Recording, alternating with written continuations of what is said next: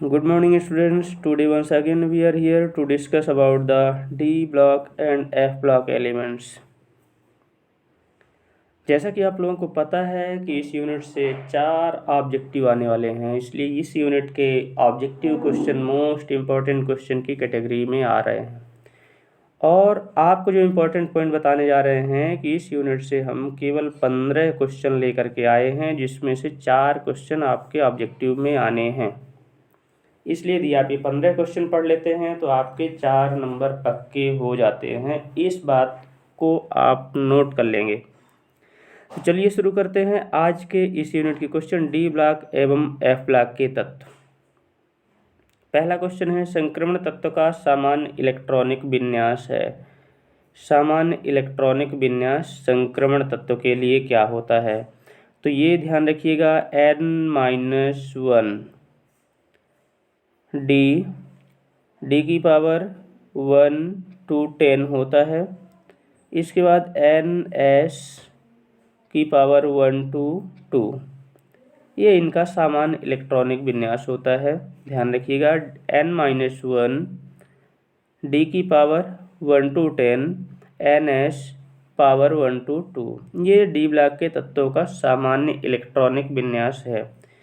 चलिए देखते हैं अगला क्वेश्चन। लैंथेनाइड संकुचन का कारण है। हमने पढ़ा है लैंथेनाइड संकुचन क्या है, इसका कारण लिखिए तथा इसका प्रभाव लिखिए। ये क्वेश्चन डिटेल में भी आता है लैंथेनाइड संकुचन के नाम पे। 4 नंबर का क्वेश्चन भी इस यूनिट से बनता है। तो लॉन्ग आंसर क्वेश्चन तो ठीक है, आप लोगों को पढ़ना ही है, लेकिन शॉर्ट में जब हम देखते हैं कि लैंथेनाइड संकुचन का कारण क्या है, तो ये कारण है एफ कक्षकों का नगण्य परिरक्षण प्रभाव। परिरक्षण प्रभाव एफ कक्षकों में लगभग शून्य हो जाता है, जिसकी वजह से ऐसा देखने को मिलता है, लैंथेनाइड संकुचन देखने को मिलता है। तो एफ कक्षकों का नगण्य परिरक्षण प्रभाव इसका कारण होता है। अगला प्रश्न देखते हैं। मोहर साल्ट का सूत्र है। तो मोहर साल्ट का सूत्र आपको याद होना चाहिए, FeSO4 फेरस सल्फेट, NH4 का होल ट्वाइस, SO4 और 6H2O। ये फेरस सल्फेट, ये अमोनियम सल्फेट, 2 इसमें जुड़े हुए होते हैं। एक और इसमें पॉइंट होता है, ध्यान रखेंगे, यहाँ डॉट रहता है, यहाँ डॉट रहेगा, यहाँ भी डॉट रहता है। इन दोनों चीज़ों को हम ध्यान रखते हैं। तो ये हो गया फेरस सल्फेट, ये हो गया अमोनियम सल्फेट, डॉट 6H2O। तो ये मोहर साल्ट का सूत्र होता है FeSO4, NH4 का होल ट्वाइस SO4 और 6H2O। अगला प्रश्न देखते हैं। क्रोमियम का बाह्य इलेक्ट्रॉनिक विन्यास है। क्रोमियम का एटॉमिक नंबर होता है 24। तो इलेक्ट्रॉनिक विन्यास जब हम देखते हैं तो 4s1 हो जाता है और 3d5 होता है। इस चीज़ को ध्यान रखेंगे, कई बार हम क्या करते हैं इसमें कन्फ्यूजन में 4s2 कर देते हैं और 3d4 कर देते हैं। तो ये इसमें चेंजिंग है, ये स्पेशल क्वेश्चन है ये इस यूनिट का। ये इसको ध्यान रखिएगा कि यहाँ 5 रहता है, 4s1 3d5 इसका आंसर होगा। अगला प्रश्न देखते हैं। 3D श्रेणी में उच्चतम ऑक्सीकरण अवस्था दर्शाने वाला तत्व कौन सा है? 3D श्रेणी जो होती है, हम डी ब्लॉक को 4 समूह में बांटे हुए हैं, 3D, 4D, 5D और 6D।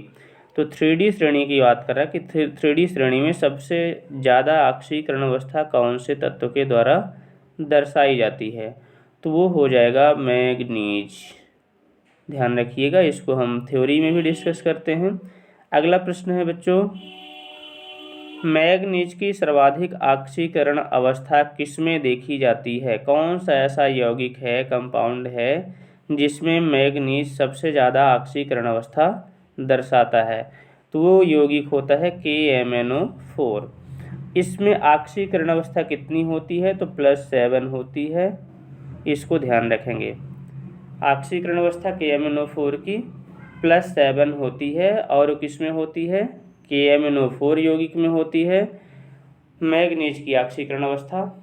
तो ये इसके 3 क्वेश्चन बन सकते हैं। इसके प्रीवियस क्वेश्चन की हमने बात की कि उच्चतम ऑक्सीकरण अवस्था कौन दर्शाता है, दूसरा क्वेश्चन हमने देखा कि किस यौगिक में दर्शाता है, और तीसरा क्वेश्चन ये होगा कि कितना दर्शाता है, अधिकतम ऑक्सीकरण अवस्था कितनी होती है मैग्नीज की, तो +7। अगला प्रश्न देखते हैं बच्चों। संक्रमण तत्वों में डी कक्षक में अयुग्मित इलेक्ट्रॉन की उपस्थिति के कारण यौगिक कैसा होता है, रंगीन हो जाता है। आपने पढ़ा है डी ब्लॉक के तत्वों के गुण में कि डी ब्लॉक के तत्व रंगीन यौगिक बनाते हैं। तो रंगीन यौगिक बनाने का कारण इसमें दे रहा है डी कक्षक में अयुग्मित इलेक्ट्रॉन की उपस्थिति। चूँकि उसके डी कक्षक में अयुग्मित इलेक्ट्रॉन उपस्थित होते हैं तो यही अयुग्मित इलेक्ट्रॉन डी संक्रमण करते हैं। डी संक्रमण भी हम लिख सकते हैं कि अयुग्मित इलेक्ट्रॉन की वजह से इनमें डी संक्रमण पाया जाता है, और यही डी संक्रमण जो होता है इसके लिए जिम्मेदार होता है। 2 चीज़ें होना चाहिए, एक तो अयुग्मित इलेक्ट्रॉन होना चाहिए और दूसरा उनमें डी संक्रमण पाया जाना चाहिए। ऐसी स्थिति में वो रंगीन यौगिक बनाते हैं। तो रंगीन यौगिक बनाने का कारण। अगला प्रश्न देखते हैं।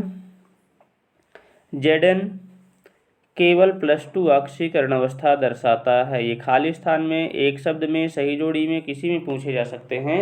जिंक ही इस श्रेणी का एक ऐसा तत्व है जो एक ही ऑक्सीकरण दर्शाता है, वो भी +2, और बाकी इस श्रेणी के सभी तत्व 2 या 2 से ज़्यादा ऑक्सीकरण अवस्था दर्शाते हैं।